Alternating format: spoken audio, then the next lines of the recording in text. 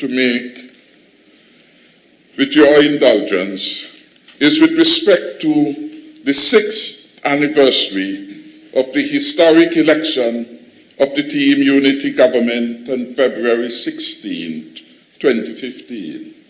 Of course, in the context of the COVID-19 realities, we have contained the kind of celebrations that would normally be accorded at these anniversaries. I know too that on this day, February 18, 2015, I was sworn in as the 3rd Prime Minister of St. Kitts and Nevis, and the Honorable Attorney General Vincent Byron Jr. was sworn in on that day, or on this day, as our Attorney General. Mr. Speaker, 6 years ago, the people of St. Kitts and Nevis made a momentous decision to put their faith in a coalition government. Their vote led to the Team Unity administration, and this set our federation heading in the right direction to a stronger and safer future. Tired as we all were of an old Douglas administration which had failed our nation, the people of St. Kitts and Nevis, after 20 years, elected a coalition government that pledged to put the nation's people, their hopes and aspirations for a better future, ahead of party politics. Since then, the People's Labour Party, the People's Action Movement, and the Concerned Citizens Movement have been working together in unity for a better future for all our citizens and residents. We have accomplished a lot. Our country is more united than ever, and the relationship between Nevis and St. Kitts has never been better at the people-to-people and government-to-government levels. But there is still so much more to do. Today we have safer streets, so people can walk without fear. We have bigger and better homes to live in. We are working together in unity, and with the people of our federation, we are delivering on our promise of working to deliver this safer and stronger future. Mr. Speaker, over the last 6 successful years, our country has come far. No longer are we burdened, for example, with a crippling IMF debt that the election losers put around the neck of the country like an albatross. We paid off the $117 million debt to the IMF in our first term. Indeed, because of our sound fiscal management, we have been able to weather the COVID-19 storm so far. We have done so without borrowing 1 cent to date, and we have paid our commitments to nearly 10,000 government employees, including those on the STEP program, and of course our pensioners. Everyone has been paid on the assigned date. This Team Unity government has put job creation at the center of our governance and recovery efforts. Government's investment in new infrastructure projects and the TechVac programs, and in supporting our people and local businesses, meant that at this time last year, more people were working in St. Kitts and Nevis than ever before. Mr. Speaker, it is our philosophy that when people work, they gain, among other things, financial freedom, and they can support their families, helping our economy to flourish. I make no apologies when I say this government has and will always put people first by working for them and with them to deliver a future of which we can all be proud. Prior to COVID-19, levels of employment had reached record heights under our government. We have also been working with the people and the security personnel, and we have seen major crimes plummet to an all-time low. Thanks to our intelligence-led policing and our peace initiative, we have seen significant reduction in violent crimes in our federation. In 2020, homicides fell to its lowest level since 2005. Our build-out of our Explorers Club is helping our young people to say no to drugs, to crime, and social deviant behaviors early in their formative years. Parents, of course, can send their children to school in the knowledge that they will be safe and not be caught in the crossfire of gang violence that once plagued our federation. Women who have seen record levels of employment under my administration can now walk to work without fear. This is another promise that we, as a successful unity government, are proud to have delivered on. In 6 successful years, we have invested a significant amount of funds in infrastructure, creating even more jobs and better homes for the people of St. Kitts and Nevis. Public and private investment projects mean that more people have had access to a safe, modern home where they can raise their family. For the financial years 2019 and 2020, our capital budget stood at over 190 million, the highest on record. We expanded cruise tourism and brought more people to our shores who spent more money supporting our local businesses and helping to provide a better life for so many vendors. For 2 cruise seasons in a row, we recorded over 1 million cruise passengers and became designated as a marquee port. We have invested approximately $71 million through the upgrade of the Island Main Road.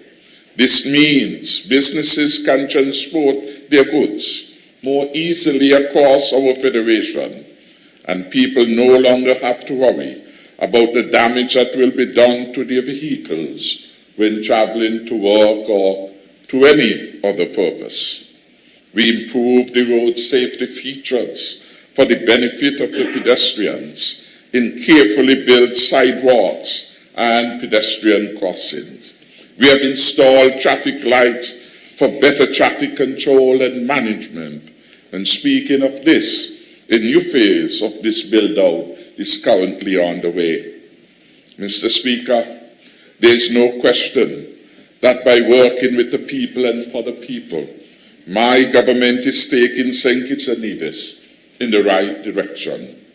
Since 2015, we truly have had 6 successful years marked by economic growth, surplus after surplus on fiscal accounts, until, of course, COVID-19, with a vengeance, penetrated all our borders. Just when our nation's prospects look bright, Mr. Speaker, 2020 saw the emergence of the deadly COVID-19 virus. Had it not been for the prudent fiscal policies that we pursued in our first 5 years, or the early preparations made by the health team, we would not have been able to contain this virus in the successful manner well known now, and I previously outlined in my statement in that specific matter. By working with the people of this federation, in our all of society approach, we have been able to preserve most jobs, at least in the public sector. None has lost their job as a result of COVID-19. We continue to support the vulnerable through a variety of programs. Indeed, in the last budget debate, I outlined that we had budgeted over $40 million across a range of social safety nets, including the PAP program to help the vulnerable in our midst. We have restricted the spread of the virus, which has claimed so many lives around the world. Here in St. Kitts and Nevis, it bears repeating, and it is a cause not just for national celebration, but more importantly for giving thanks. And that is one of the reasons that prompted our National Day of Prayer. For God in His goodness has been so very good to us in the face of this pandemic. 0 COVID-19 related deaths so far. No major hospitalization. For this, of course, we continue to give God thanks.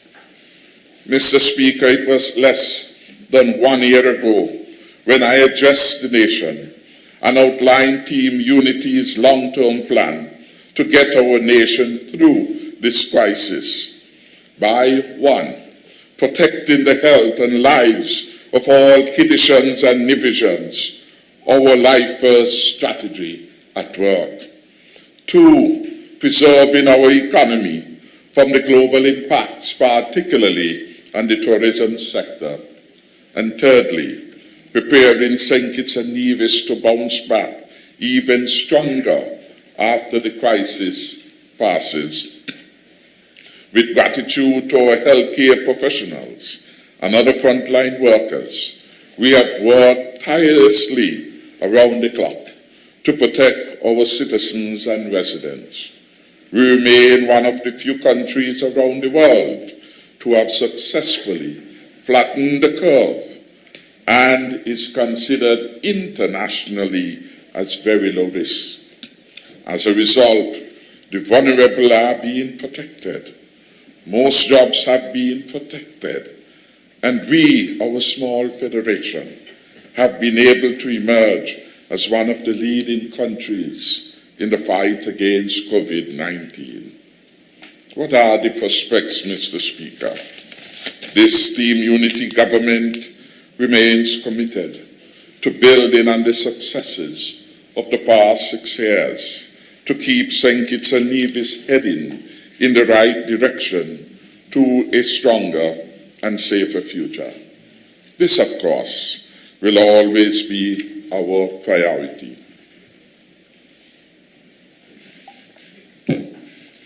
Our job creation program is continuing and is more important than ever as we seek to lift our people out of poverty and rebuild our economy stronger and safer than before.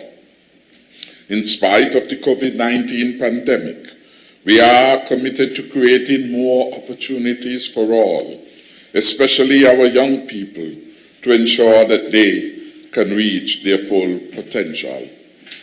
The vast majority of our hotels have reopened, and while occupancy is still at a very modest level, we expect to see more visitors to our shores as vaccines are rolled out in our main tourism markets. The Cabinet last Monday gave support to 2 tourism-related projects, one in Frigate Bay and the other in Birdrock. We expect construction to begin during the first half of the year, and these projects providing jobs and incomes for more of our citizens and residents. We have seen great resilience in our manufacturing sector, Mr. Speaker. So entities like Draro, API Harrow Limited, Cajola Cristada, Carib Brewery, Electrofab, Bosch Company, the Marara Distillers, and Sun Island are open. Jobs are being protected. The Carib Brewery is operating 3 shifts, 24/7, bottling operations, because there is a spike in demand regionally for Carib products. They are proposing, I'm advised that next week they shall start physical expansion and renovation of their labs and plant at the Carib Brewery here in Bastia. Our construction sector remains vital in helping our economy rebound from the COVID-19 ravages. The build-out of the new Bastia High School, our police academy, and work on the new prison at Estrada Estate will bring further boosts to construction activity here. Construction remains a key driver of economic growth in the Caribbean region.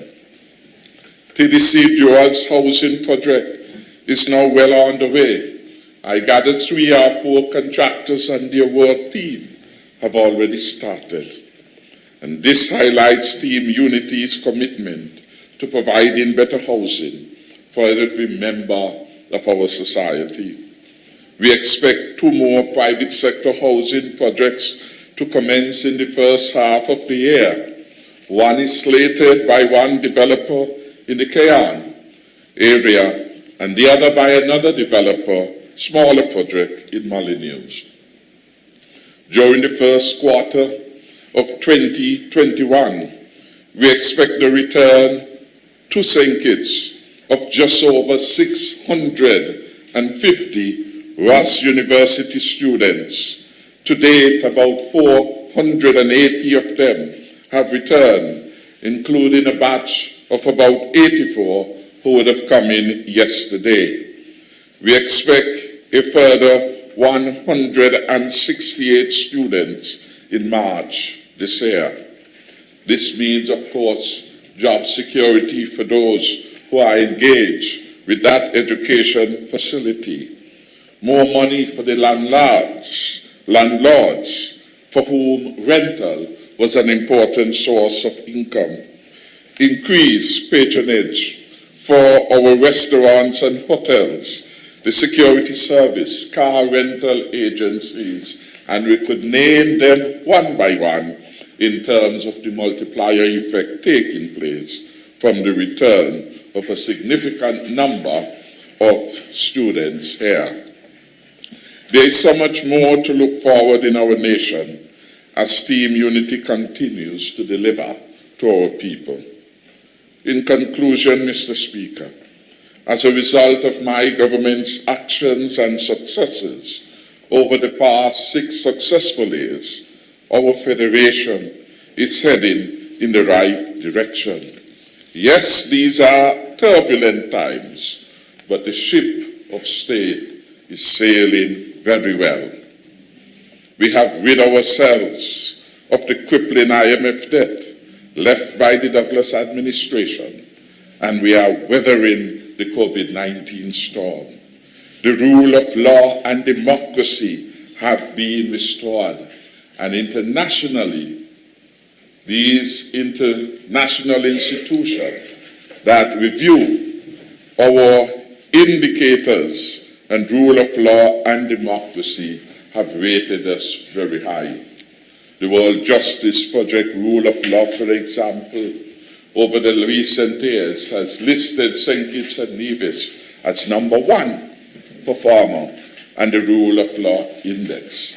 These are significant accolades and accomplishments which go to the people of St. Kitts and Nevis for having made the right decision in choosing the Team Unity administration to handle the affairs of our society. Civil society, Mr. Speaker, is fully engaged constructively in my government's all-of-society approach to development. Part of the reason that we have achieved such remarkable success when compared to others is that we put to work this all-of-society approach involving every willing stakeholder to engage with the government in a constructive manner to contain the virus that was bedeviling people and societies everywhere. The church had an active role to play and were very supportive in the main of the government's efforts because the church understands the critical value that must be placed on human life. The Chamber of Industry and Commerce was very much involved. The citizens were very much involved. And several of them you would hear on the briefing would have gone to the NEMA building to indicate what they were doing, what support they were making. The Keynes family is just one. Reggie Francis is just another. But we could go on and on demonstrating the effectiveness of the all of society approach in St. Kitts and Nevis. I want to thank, of course, the Honorable Attorney General for leading the Mitigation Council in terms of our response to this deadly pandemic that started essentially as a health challenge and has morphed internationally into a security and economic crisis for the world. When you hear the conversations about where it started and how it started and the motives, you understand the potential for security challenges to develop. When we see that the largest economy in the world has taken a beating, when we hear that the United Kingdom is in lockdown, when we hear that Italy is in lockdown, when you hear that Germany is in lockdown, we understand that COVID-19 is not a respecter of countries, and in this regard, size and power has no meaning. That is why what we have been able to do here in the small country of St. Kitts and Nevis, larger countries have not yet learned. We opened our schools long before that feat had been accomplished in the United Kingdom and elsewhere. We put 10,000 students across early childhood, primary education sector, secondary school, and our CFBC college and tertiary institution back into a normalized setting of providing quality education.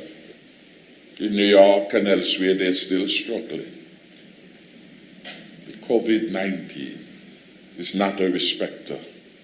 And all we have in this fight still remain is ourselves. To do ourselves. That is why leadership matters. And that is why with God on our side, we have been able as a small country to lead so many in the right way. When we started on this fight, so many doubting Thomases attempting to create misinformation and confusion.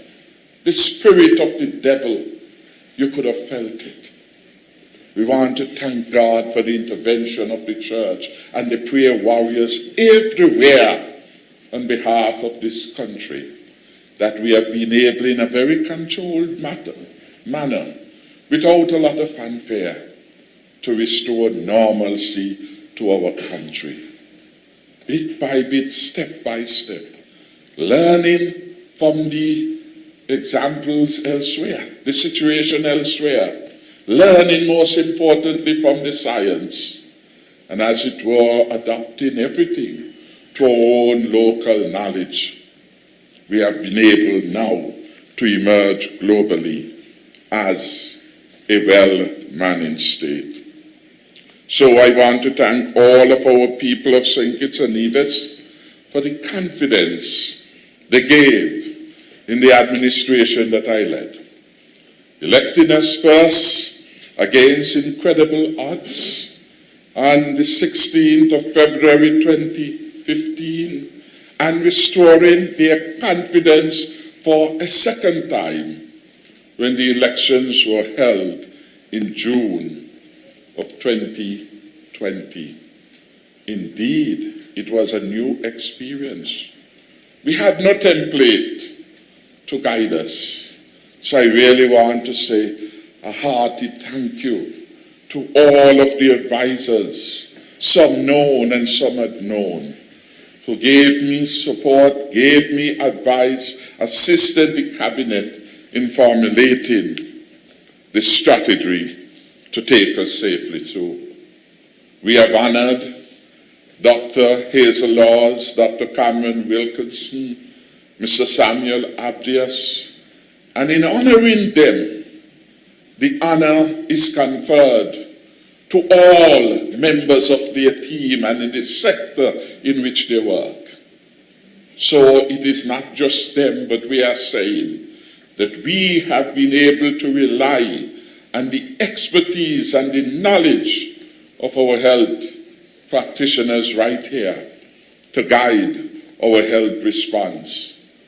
I am honored to have the Permanent Secretary of Health, Dr. Dolores Stapleton Harris, who is here and who has led the ministry at the administrative level at a most critical juncture in the life of our federation when we engage in an existential challenge to our safety and security and to life itself.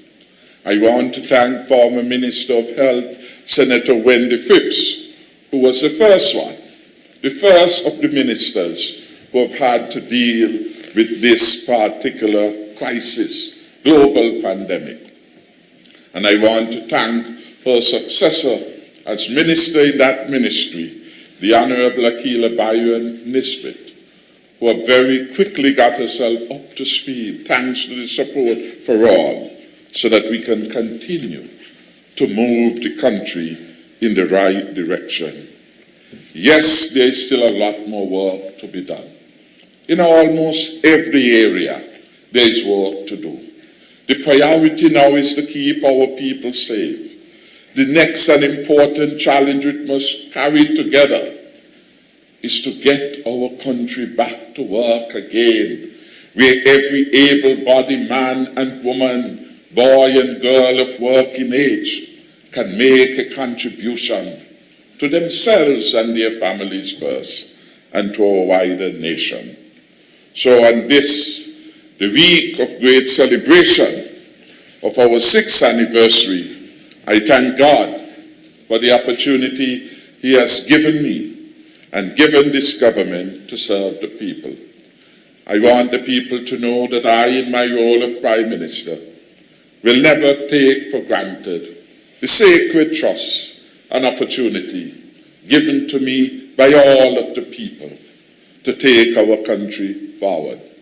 And though this has been an extremely challenging period in our lives, in the lives of the global community, the worst crisis ever seen in the last 100 years, and not template, I remain confident that with God on our side, with God on my side and on the side of the government, the people of St. Kitts and Nevis can in fact, in due course, enjoy the stronger and safer future which we promise. May it please you, Mr. Speaker, I thank you.